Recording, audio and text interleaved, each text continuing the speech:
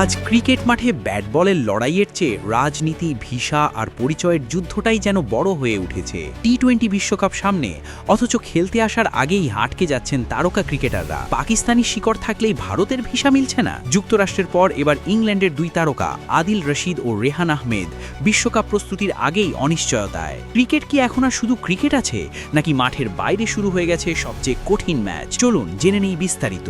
ক্রিকেটের সৌন্দর্য ছিল মাঠের লড়াইয়ে, ব্যাটের শব্দ, বলের গতি আর দর্শকের উন্মাদনায়। কিন্তু সময় বদলেছে, এখন খেলার চেয়ে ধুলা বেশি উঠছে মাঠের বাইরেই। আসন্ন টি-20 বিশ্বকাপকে ঘিরে সেই বাস্তবতাই আবার সামনে চলে এসেছে।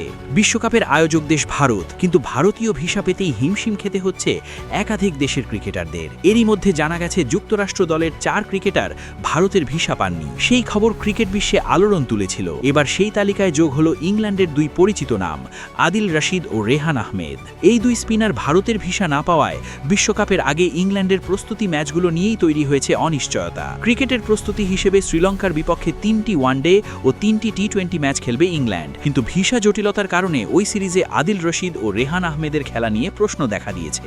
সবচেয়ে বিস্ময়কর বিষয় হলো, এই দুই ক্রিকেটার দীর্ঘদিন ধরেই আন্তর্জাতিক ক্রিকেট খেলছেন। তবুও ভিসা জটিলতার মূল কারণ একটাই, তারা পাকিস্তানি বংশোদ্ভূত।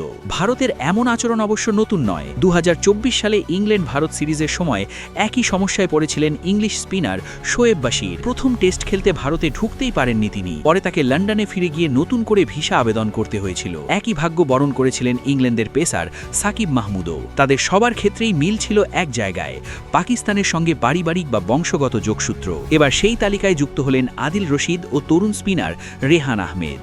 যদিও ভারতীয় কর্তৃপক্ষ ইতিমধ্যেই ইংল্যান্ড ক্রিকেট বোর্ডকে আশ্বস্ত করেছে যে এই দুই ক্রিকেটারের ভিসা জটিলতা কেটে যাবে, তবে কবে নাগাদ সমাধান হবে সে বিষয়ে কোনো নির্দিষ্ট সময়সীমা জানানো হয়নি। বর্তমানে আদিল রশিদ দক্ষিণ আফ্রিকায় টি-20 লিগ খেলছেন, অন্যদিকে রেহান আহমেদ ব্যস্ত অস্ট্রেলিয়ার বিগ ব্যাশ লিগে। ইংল্যান্ড দল আগামী 8 ফেব্রুয়ারি মুম্বাইয়ে নেপালের বিপক্ষে ম্যাচ দিয়ে বিশ্বকাপ অভিযান শুরু করার কথা। তার আগে এই দুই গুরুত্বপূর্ণ স্পিনার দলে যোগ দিতে পারবেন কিনা সেটাই এখন বড় প্রশ্ন। এই ঘটনা আবারও চোখে আঙুল দিয়ে দেখিয়ে দিল, আধুনিক ক্রিকেটে শুধুই পারফরমেন্স যথেষ্ট নয়, জাতীয়তা, বংশ, রাজনীতি সবকিছু মিলিয়েই এখন মাঠে নামার অনুমতি মিলছে। প্রশ্ন একটাই, বিশ্বকাপের মতো বৈশ্বিক আসরে যদি এমন বাধা তৈরি হয়, তাহলে ক্রিকেটের ভবিষ্যৎ কোন পথে যাচ্ছে? খেলা কি সত্যি খেলার জায়গায় আছে, নাকি মাঠের বাইরের রাজনীতি এখন সবচেয়ে বড় প্রতিপক্ষ?